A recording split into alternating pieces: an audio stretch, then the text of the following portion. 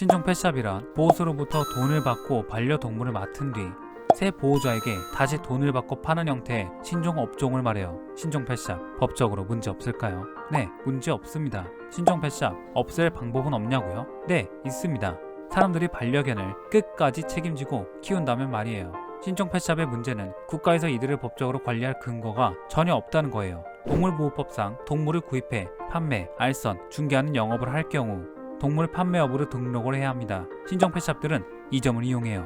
펫샵은 펫샵대로 동물 판매업으로 등록해 반려동물을 매매하고, 별도로 운영하는 보호소는 매매가 아니라 보호자가 파양한 동물을 받는 것이기 때문에 보호소만 따로 떼어놓고 봤을 때 동물보호법상 지켜야 할 의무가 전혀 없어요. 보호소 동물들의 출처를 알 수 없다는 것도 그렇고, 보호 중인 동물들에게 법적으로 정해진 환경을 제공할 필요가 없는 것도 문제로 지적되고 있어요. 그리고 일반인들을 헷갈리게 하는 건 정상적으로 운영하는 민간 보호소뿐만이 아니라 신종 펫샵도 보호소라는 명칭을 사용할 수 있다는 사실이에요. 안타깝지만 보호소라는 명칭은 법령으로 정해진 것이 아니어서 누구나 자유롭게 사용할 수 있어요. 감사하게도 동물보호법이 31년 만에 전면 개편되어서 2023년 4월 27일부터 시행된다고 해요. 기존에는 등록만 하면 누구나 할 수 있었던 동물수의법, 동물판매업이 허가제로 바뀌고 무허가 영업 시 처벌 수준도 강화되고요. 펫샵 사장님들은 구매자에게 반려동물을 판매하기 전에 구매자 본인의 명의로 동물 등록을 신청하게 하는 것이 의무화돼요. 또 한 가지 반가운 소식이 있어요. 유기되거나 잃어버린 동물들을 임시로 보호하고 있다가 새 주인을 찾아주는 일은 너무 좋은 일이지만 환경이 열악해서 오히려 동물들의 고통이 늘어나는 일이 참 많은데요.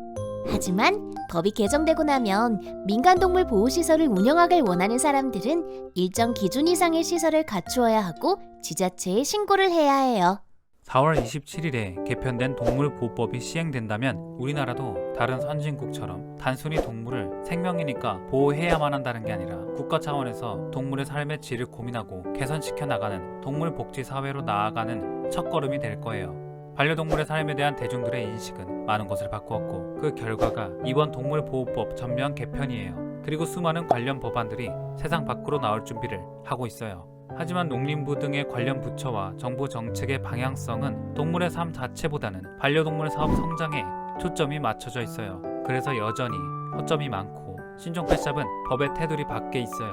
동물보호법은 참 반가운 소식이지만 돈을 주고 파양하는 행위, 돈을 받고 파양을 받는 업종을 금지시키는 법안도 필요해요. 동시에 보호소라는 명칭도 함부로 사용하지 못하게 해야 하죠. 정부를 비롯한 시자체가 변하기 전에 우리가 할 수 있는 건 반려견을 사지 말고 복잡하고 까다롭더라도 정상적인 입양 절차에 따라 입양하는 거예요.